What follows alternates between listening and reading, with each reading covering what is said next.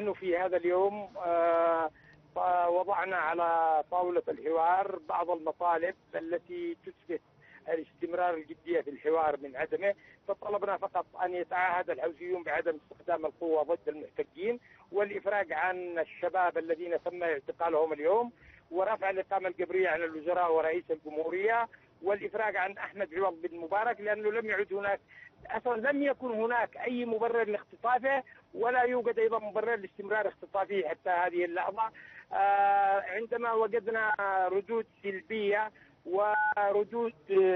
يمكن أن تكون حيثيات لإعلان بيان حالة الطوارئ المفروضة على البلاد منذ سيطرتهم على العاصمة وفرض نفوذهم على كل المؤسسات، وجدنا أن الحوار يسير في طريق مسدود مع قوة يعني تتحكم في كل شيء، وغرور القوة لديها طاغ على منطق العقل والحوار.